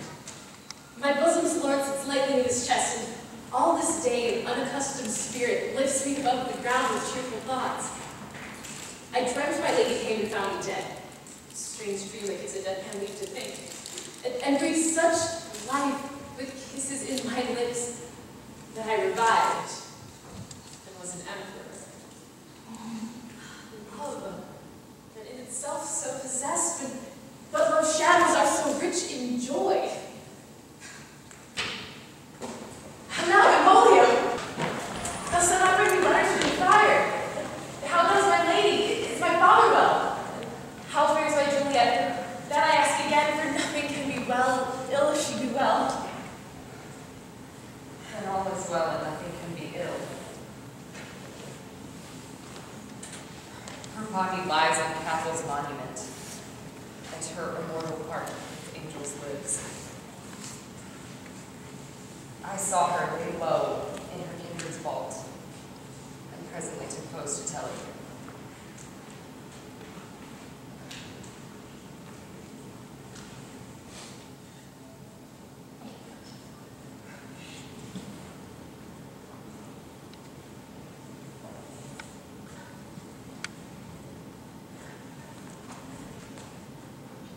Even so.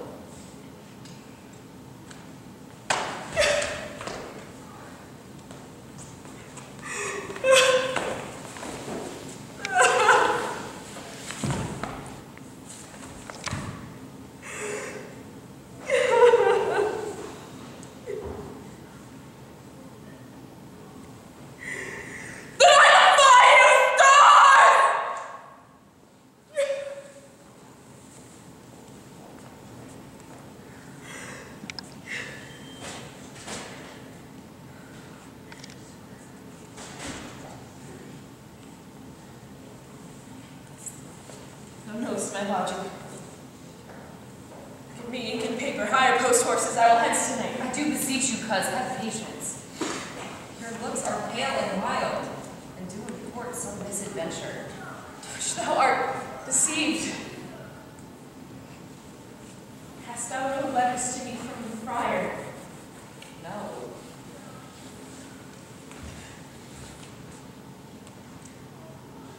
No matter. Go hence, I will with thee.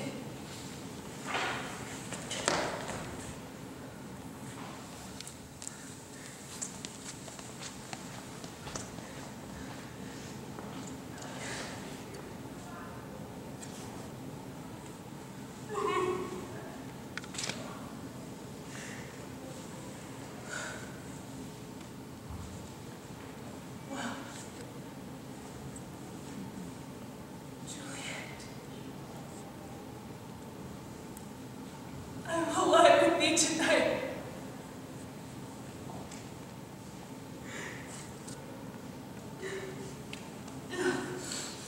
See for means.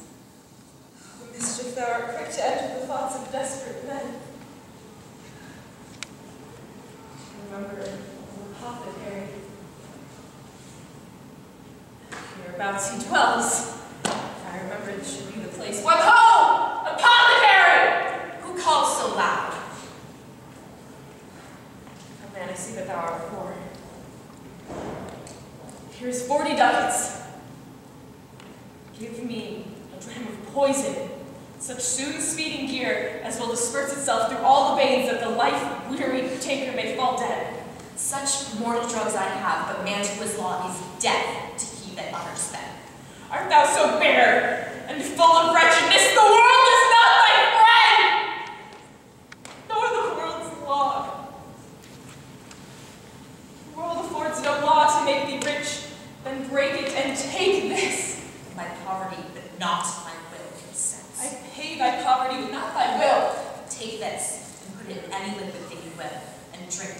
and even if you have the strength of 20 men, dispatch you straight.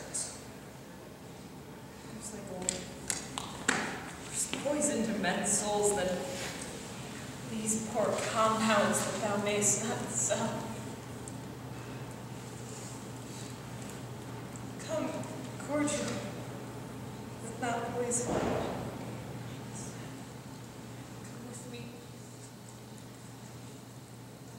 to Juliet's grave.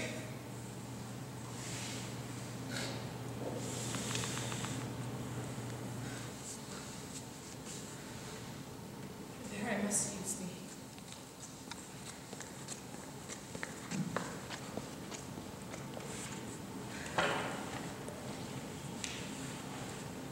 Who bore my letter then to Romeo? I could not send it. Here it is again. I'll get a messenger to take it here. Happy fortune. By my brotherhood, this letter was not nice, but full of charge of dear and poor, the neglecting of which may do much danger. Now must I to the monument alone. For 3 hours will fair Juliet wait. She will betray me much, but Romeo hath had no witness of these accidents.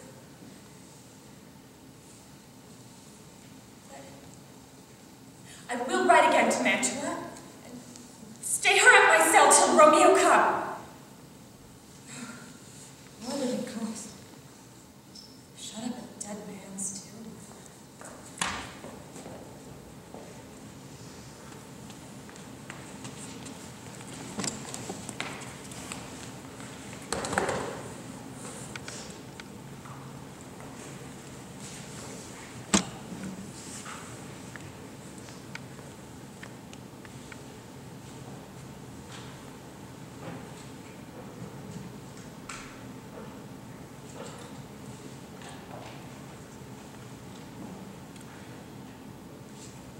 Sweet flower. With flowers, thy bridal bed I strew.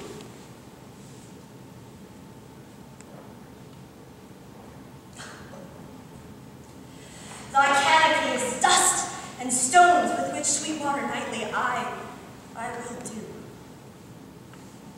And wanting that, tears distilled by moans. The obsequies that I for thee will keep, nightly shall be to strew thy grave, and weep.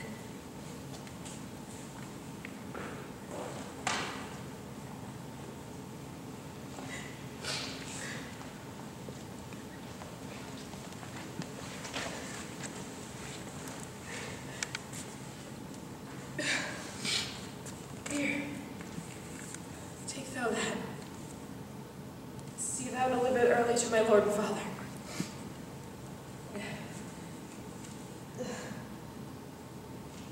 Whatever thou hearest or seest, send all off and do not interrupt me in my course. Navolio tempt not a desperate man.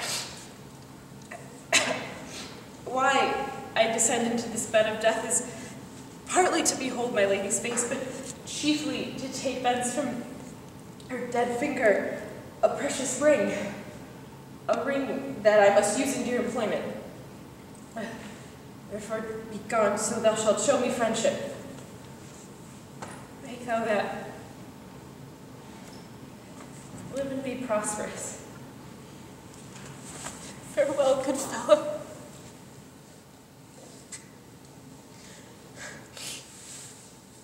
I will be gone and not trouble you. For all the same, I'll hide me hereabout.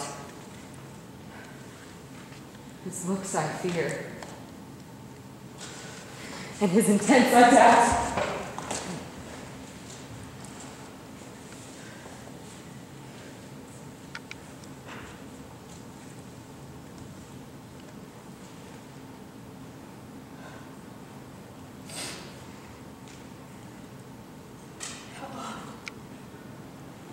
Men are at the point of death, they be merry, which their keepers call lightning before death.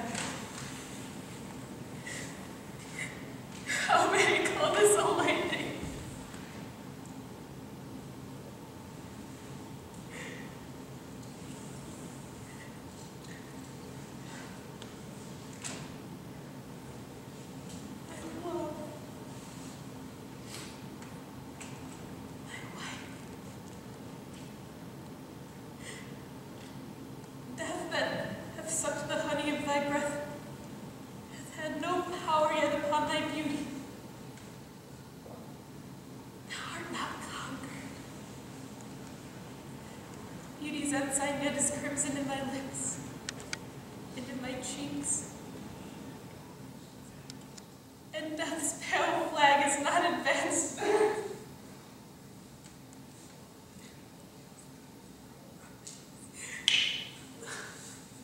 Juliet, why art thou yet so fair?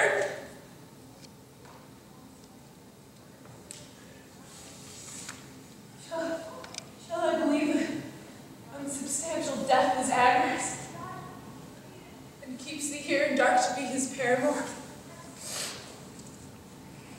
For fear of that I must stay with thee, and never from this palace of dim night depart again.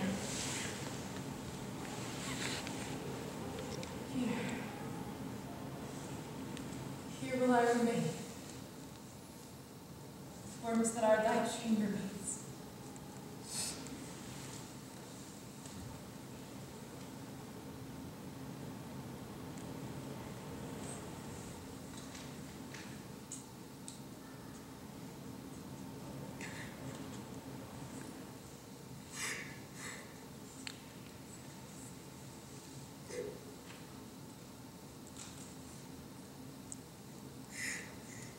Here will I set up my everlasting rest, and shake the yoke of inauspicious stars from this world-wearied flesh.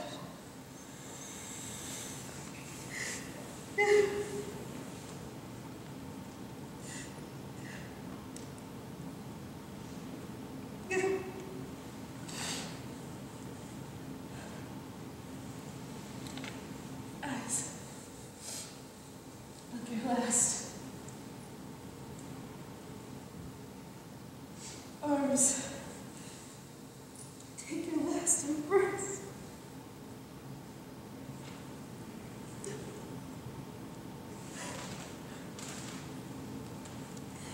And lips, oh, you the doors of breath. Seal with a righteous kiss.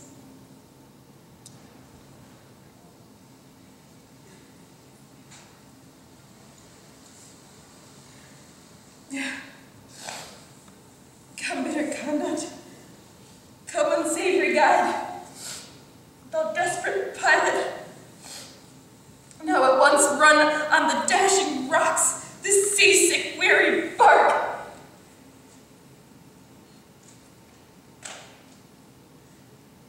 Here's to my love.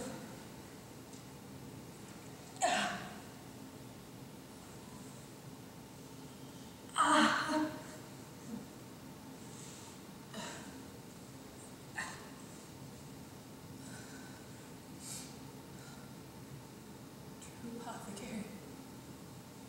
The drugs are quick.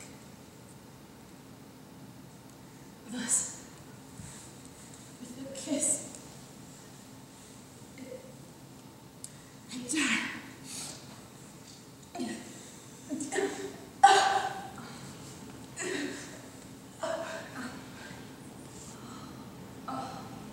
Where is my lord? To remember well where I should be. And there I am. Where's my Romeo?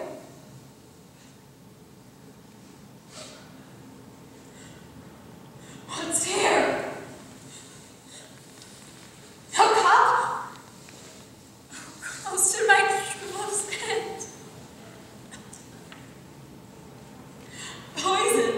I see I've been its timeless end.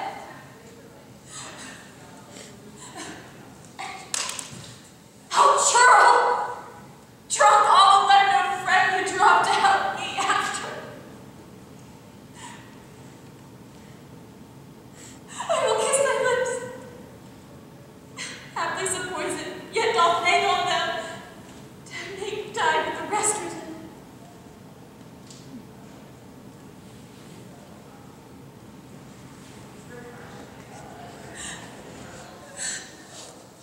Thy lips are warm.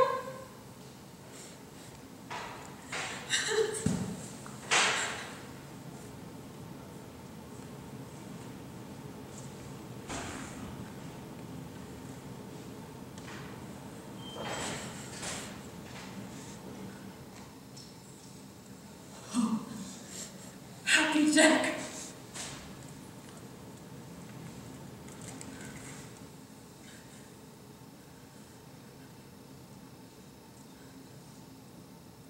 This is thy sheep!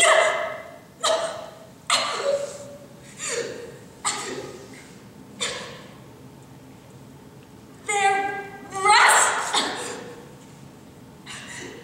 And let me die!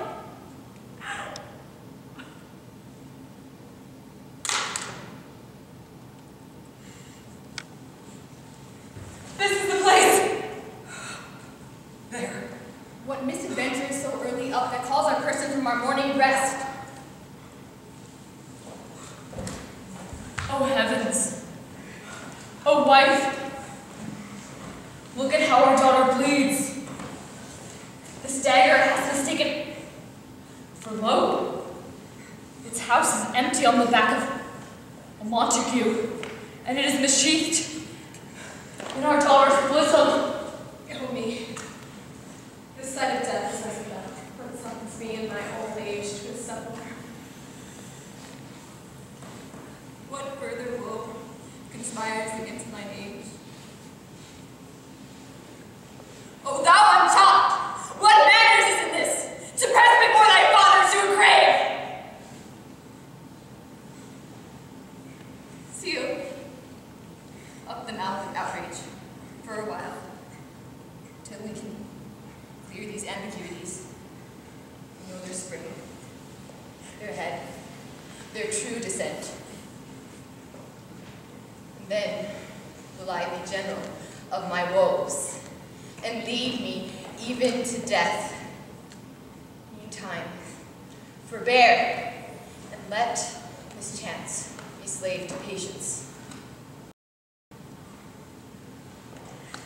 Say at once what thou dost know in this.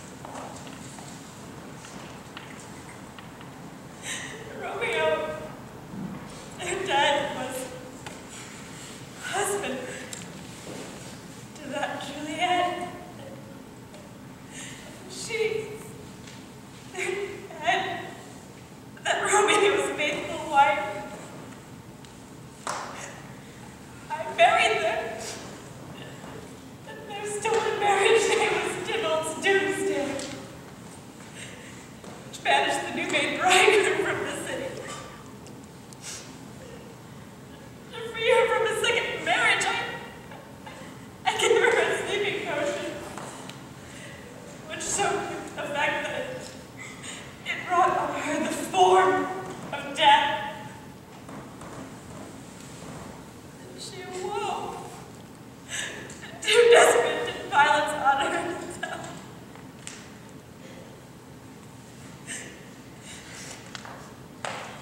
All this I do know, and to the marriage her nurse is privy. And if aught in this is miscarried by my fault, let my old life be sacrificed, so our hope is time to the rigor of severest law. We still have known thee for a holy woman. Where is Navolio? What can he say in this? I brought Romeo news of Juliet's death. This letter he early bid me give his father. Give me the letter. I will look on it.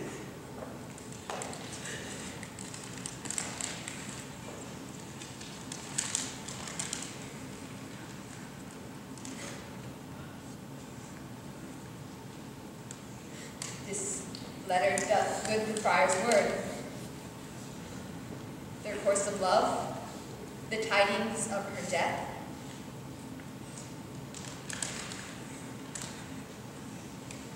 And here he writes that he did buy a poison from a poor apothecary, and therewithal came to this vault to die and lie with Juliet. See what a scourge has been laid upon our hate, that heaven finds means to kill our joys with love. All are punished. Dear Montague, give me thy hand.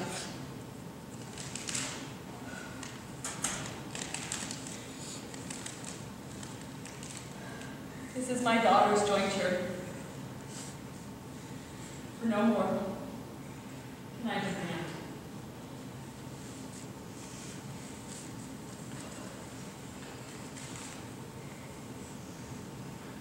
Blooming face. This morning, with it brings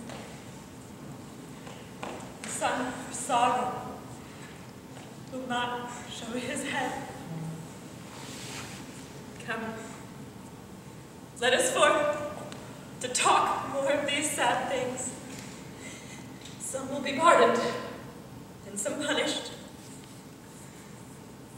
For never was there a story of more woe than this of Juliet and her Romeo.